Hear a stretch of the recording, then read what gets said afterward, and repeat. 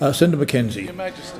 Thank you very much, Mr President. My question is to the Minister for Defence, Senator Johnston, representing the Minister for Infrastructure and Regional Development.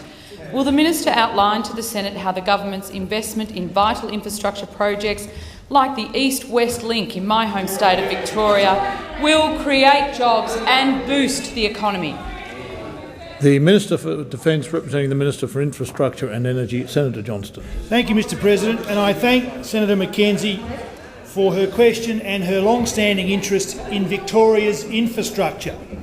The Abbott government has made a record $7.6 billion investment to build the infrastructure of the 21st century for Victoria. This is an additional $1.6 billion between 2013-14 and 2018-19 compared to Labor's last budget update in government in the pre-election economic and fiscal outlook. The largest and most important project is the East-West Link, as the Senator has adverted to, which the government has committed $3 billion towards. East-West Link Stage 1, which will connect the Eastern Freeway with CityLink, will create 3,700 jobs.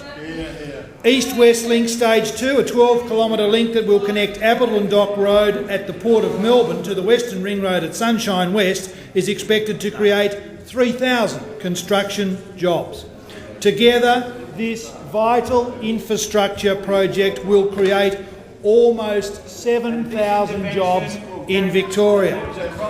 Caesar Melham, former AWU Secretary of the Victorian branch, current Legislative Council member in Melbourne, quoted as saying, and I quote, "It is just crazy not to go ahead with the East-West project." And he goes on to say, and I quote, "The AWU will campaign heavily to make sure a future Labor government goes ahead with it."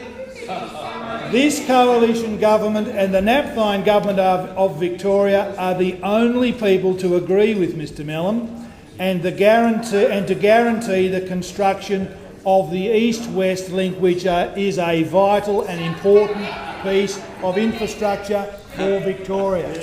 Thank you, Minister. Senator McKenzie, a supplementary question. Thank you very much, Minister. Will the Minister outline to the Senate the specific benefits the East-West Link will provide commuters in Melbourne? Minister.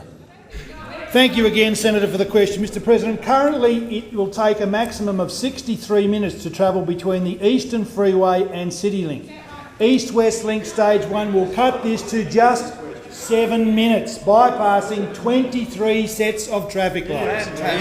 Single Stage 1 will alleviate critical congestion at the end of the Eastern Freeway and address chronic congestion around Flemington Road. The CityLink off-ramp, Mount Alexander Road, Racecourse Road and Elliott Avenue. Senator Conroy, Not Senator interested Lyons. in this, of course, over there, Mr President.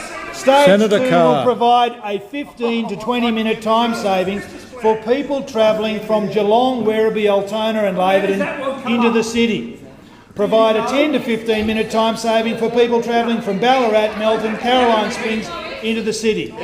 And cut 15 to 20 minutes off a typical trip from the Freight and Logistics Precinct in Truganina in Melbourne's west to the Port of Melbourne. Thank you, Minister.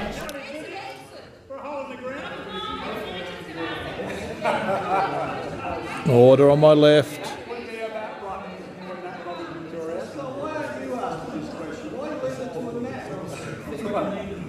Order.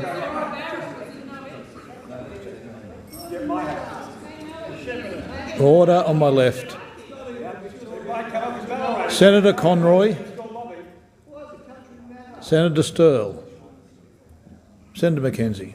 Thank you, Mr Final President. supplementary. Can the Minister advise the Senate of any risks to the East-West Link and the jobs that this project will create? Minister. Thank you, Senator. Mr President, if Daniel Andrews is elected Premier, he will tear up the already signed contracts for the East-West Link and therefore lose 7,000 jobs. 7,000 jobs. On top of that, it could cost the Victorian taxpayer about $1.1 billion of compensation, and the Victorian government would need to repay the Commonwealth $1.5 billion of funding already received. as reported in the Herald Sun today. Now, of course, Shadow Treasurer Senator Chris Carr. Bowen says that Labor does not support tearing up contracts. And he says, and I quote, "Bill Shorten and I are of the one mind. Labor honours contracts. Labor in government honours contracts entered into by previous governments, even if we don't like them. For issues of sovereign risk, Labor honours contracts in office signed by previous governments." When will Daniel Andrews Thank you, wake up? Minister. The time for answering the question has expired.